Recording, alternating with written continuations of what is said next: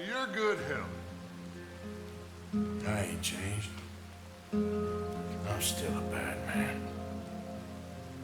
Go. Don't look back. My path is coming to an end, Reverend. What's up, goobers? Welcome back to the channel. With my short series focusing on testing guns for their historical accuracy, I thought I'd make a longer video focusing on the man handling those firearms. One, Arthur Morgan, aka Tacitus Kilgore, aka Fenton, aka Arthur Callahan, aka Cowpoke, aka Black Lung. Anyway, today I'll be comparing every aspect of Arthur to real descriptions of how the average American was back in the day. Now, of course, I'm going to include prominent figures like Doc Holliday and other gunslingers of that era, so sit back and enjoy some big game meat while I bring up Arthur's meat.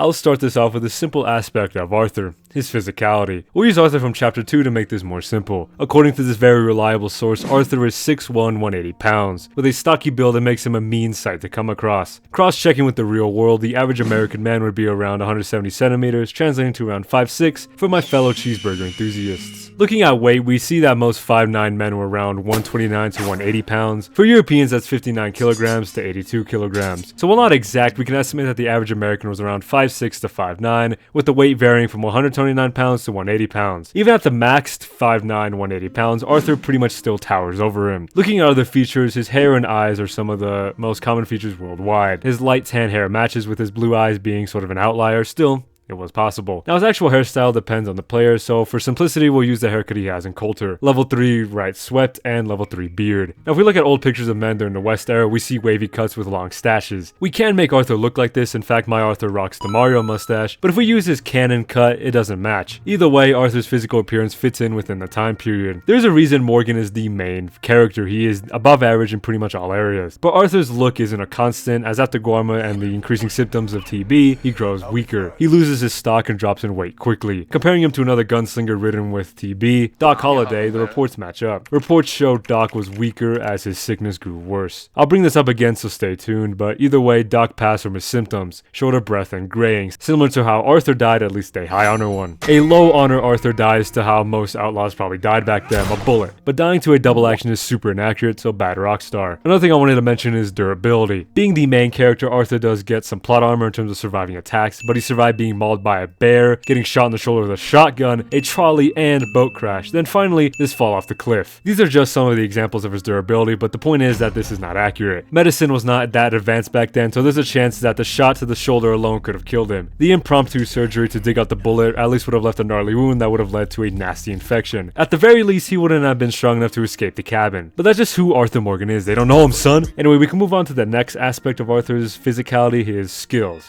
What is worse than admonishing a man for the sins of another?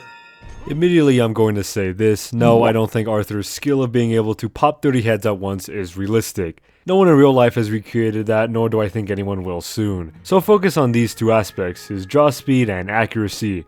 In-game, Arthur usually has like 30 seconds of Deadeye before the core drains. This gives the player plenty of time to pick shots, but obviously in real life, nobody is slowing down time with pure determination. So we must interpret Deadeye as a representation of this skill. Using this video by Jupa, it will be linked down below, we see this cutscene play out in real time. Arthur shoots 4 people in about 0.42 seconds. Using a similar video by the same creator, Arthur wins the duel against Jed Calloway pretty quickly. He succeeds by 0.08 seconds to be exact. That's quite the draw. Said draw, while being unrealistic in the 1800s, has been contested by a Guinness World Record holder, Bob Munden. In the 1980s, Munden was awarded as the fastest gun to ever live with a draw speed of less than 0.2 of a second. In another test, he pops 2 separate balloons in 1/10 of a second. Pretty much the modern day Arthur Morgan. But this video is comparing Arthur to the men of the West era, not the modern era. So let's dial it back to 1899. Now we can't exactly find the draw speed of popular gunslingers like Wyatt Earp or Wild Bill Hitchcock, so we'll focus on folk tales. The one key issue is that these stories have the tendency to be exaggerations of what really happened. Contrary to popular belief, nobody in the West was dueling Buster Scruggs style. Most gunfights were quick, messy encounters. There was no honor, nobody would agree to meet in the center of town. Most fights would end with a shot to the back of the head while your playing poker. Anyway, my point was that comparing Arthur Morgan's draw speed to that of a real Western gunslinger would be incredibly difficult. So instead we'll compare his general skills including accuracy and amount of kills. Being the main character and having the tendencies of having a psychopathic player controlling him, Arthur's kill count is insanely high. The real gunslinger with the highest theorized kill count is Wild Bill Hitchcock, who claims to have killed hundreds of men. But more realistically, the title would belong to someone like Jim Miller or John Wesley Hardin. However, consider that Miller was more of an assassin that took out his targets without their knowledge of a fight ever going to happen, and Hardin was an infamous outlaw who killed his first man at 15. Using this knowledge alone, we can compare Arthur's kill count to that of Hardin's. Correct me in the comments down below, but moving on to accuracy now. Calling Arthur a good shot would be an understatement, but not impossible to learn. While learning to be accurate is one thing, staying accurate while being shot at is another. A famous pistolier with an ability to stay cool under pressure is Wyatt Earp. In the infamous OK Corral shootout, Earp emerged unscathed from the battle, alongside his brothers and Doc Holliday. He is credited as having a keen sense of assessment, basically be able to make split-second decisions when it counts. His accuracy was so deadly that it basically helped him live to the age of 80 and pass away from natural causes. If you really want the Red Dead translation of that, think of Landon Ricketts. Anyway, Arthur's skills are most comparable to these three men: Bob Munden for draw speed, Wyatt Earp for accuracy, and John Wesley Hardin for kill count. But we are still not quite done yet. Arthur also has a crafty hand and the ability to survive in the wilderness for weeks at a time. We can credit this to how life was back in the 1800s. There wasn't a Walmart you could go to buy your groceries. You usually had to hunt for dinner yourself. The craftsmanship aspect of Arthur's life can come down to just how crafty people were back then. Given the lack of readily available information, that meant that most people learned how to survive on their own or from mentors.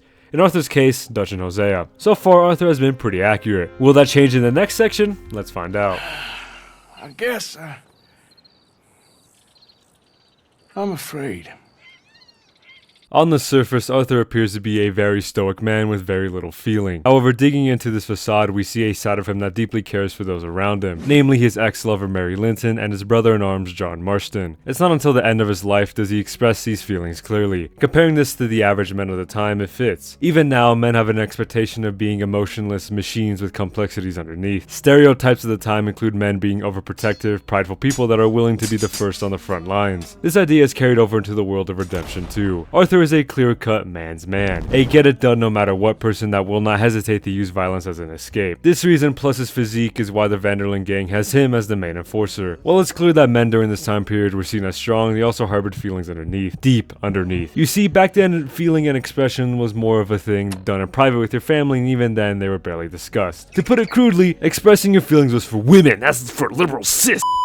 We see this behavior in Arthur as it takes a life-threatening illness and multiple near-death experiences for him to open up to his sister Calderon. His overflow of emotion is one that I'm sure everyone can relate to. Guarantee that there were men back then that wished to be able to do this, but were held back by their fear of being seen as weak or feminine. Got a bit philosophical there, but my main point is that Arthur's personality lines up with men of the 1890s. Circling back to a point earlier, the overprotectiveness is clearly shown in a few cutscenes. In the Mission Polite Society Valentine style, Arthur steps in to help Karen and Tilly against their attackers. He calms them down and assures them they're safe. In the optional side quest to help Mary Linton, we see Arthur clearly go out of his way to make sure he satisfies Mary. He goes after Jamie and helps Linton save her mother's brooch from her father's hands. This scene in particular is what I want to call attention to.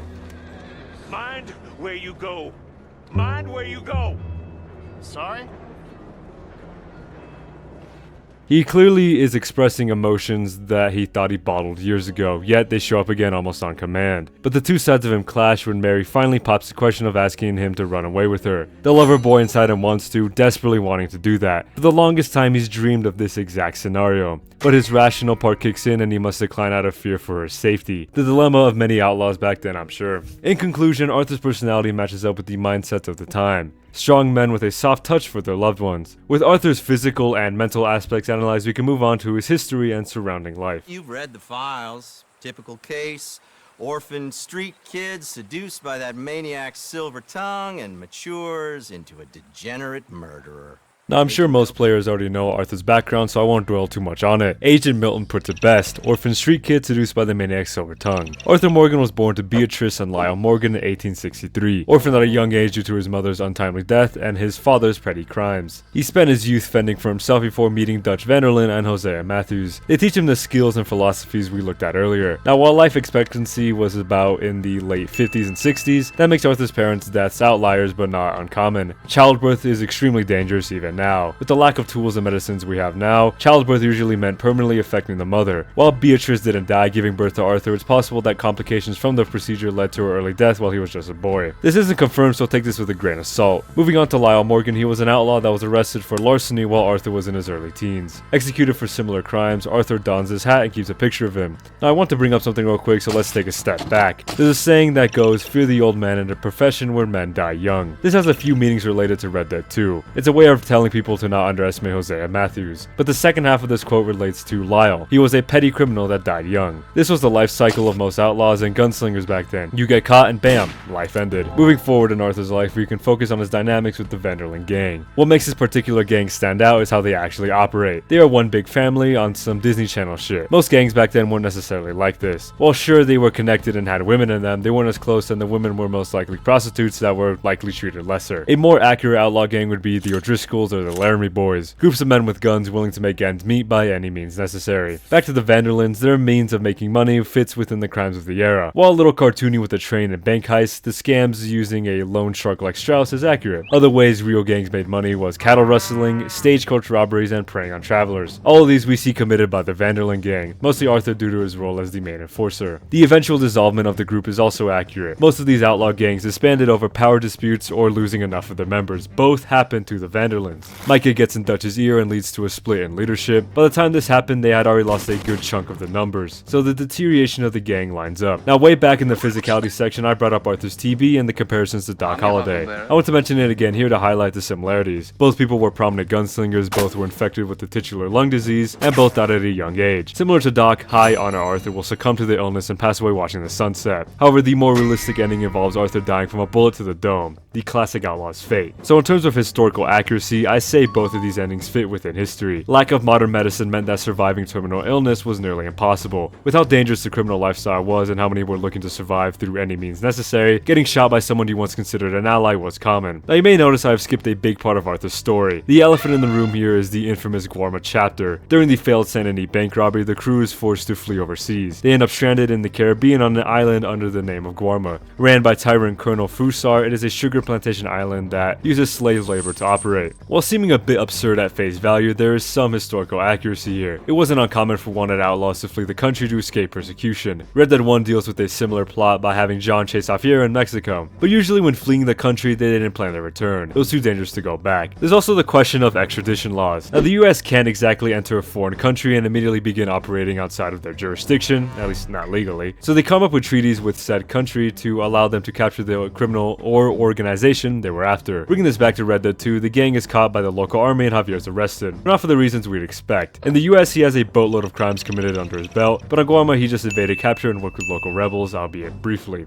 In order for the US to arrest him for these crimes and the crimes committed back in the States, they would need to have an extradition treaty with Cuba. I say Cuba since Guarma operates on the Cuban administration. Since Cuba has had a history of rejecting the US, chances are Javier would have been tried under the Cuban government. Rant aside, the possibility of real outlaws escaping the US is high, so this entire Guarma chapter is slightly realistic. I'll give it some slack since I mean it is pretty wacky. I mean Arthur survives a boat crash, and everyone that was stranded makes it back to the US in one piece. With this, we can move on to the materialistic aspects of Arthur's character. Good to see you again, sir. Shut up once I can vote. Now what's going on in here? Now this part is tricky as Red Dead 2 allows Arthur Morgan to wear any outfit the player wants to put him in. So for the sake of continuity, we'll use the 3 variations of the gunslinger outfit. Now the very simple and operational clothing fits Arthur's personality. He's not trying to show off like Javier or Dutch. Comparing this to outfits at the time, it does seem like it doesn't match. Look at these dapper gentlemen compared to this rugged man. Riz versus sexual harassment. But we're comparing Arthur to the wrong people. These very Victorian men fit more into Saint Denis, but the sort of middle class that made up most of the population had these rugged outfits, composed of simple overshirts and overalls. This type of clothing fits more with their lifestyle. These men got their hands dirty and so they had to wear clothes that would handle all that. This functional aspect of clothing is true to Arthur. He is the gang's main breadwinner, if you had to put a term on it. He's the one usually assisting in most jobs the gang does. While Arthur's regular outfits match more with the working men of his time, that doesn't mean he can't get cleaned up. In chapter 4, we see Arthur wear a few traditional suits. In the Gilded Cage, Arthur wears a contrasting white and black tuxedo. He fits in with the surroundings both in game and in real life. The next suit he wears wears is known as the Whitmore, a little less elegant, but this suit is more colorful than the last one. Using a blue or red vest depending on your honor, it contrasts nicely against the gray and black pants. Both outfits certainly look like something the average high-class American would wear. The tux for formal occasions like banquets or balls, and the Whitmore for more non-formal occasions like late-night gambling. So the canon Arthur outfits are accurate. Both types can be found in real life. Anything else from these 5 main fits and you start venturing into goofy goober territory.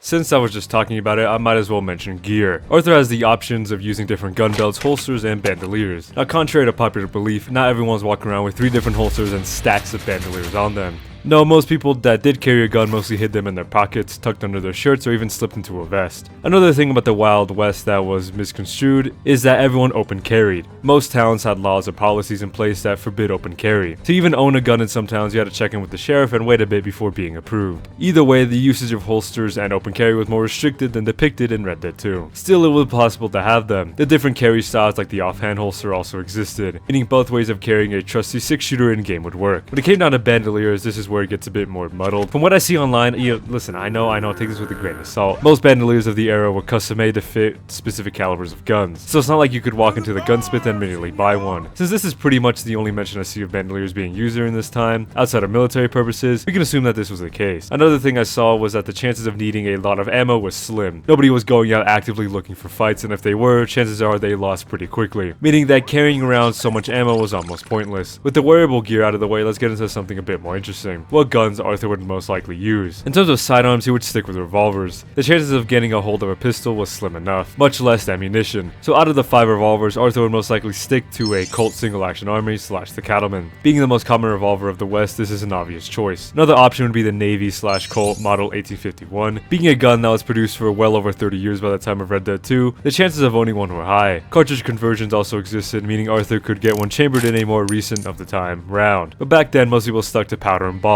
Before I fully move on to rifles, the potential of sawed-off also exists. While people mostly used a concealable gun that could be used on the fly, some people stuck to their long-arm versions. Still, it was not out of the question to own one. The long-arm version of the double-barreled or even the single-barrel shotguns were useful as weapons and tools. Since something was common, owning a shotgun to help was average. While break-action shotguns were more abundant, the choice of pump action, lever action, and semi-auto were also available, but they were incredibly overpriced, enough to deter a lot of people from buying them. Moving on, the next option to use would be the carbines and repeaters of the times. While the bolt-action mechanism was a new idea that seemed promising, the lever action was standard. Rifles like the Henry and Winchester repeater dominated the West. It was a rifle that allowed the user to fire it on horseback, perfect for dealing with pests and vermin while riding. With the common caliber being shared between rifles and revolvers, this meant that usage and daily carry was plausible. To sum up this technical jargon, Arthur's basic weapons given to him by the game are accurate. The Cattleman and Navy, the double-barreled shotguns, and the lever action rifles. Now this isn't to say it was completely impossible to get a hold of the other guns like the Mauser, the Krag Jorgensen, the Carcano, and the disgusting double action,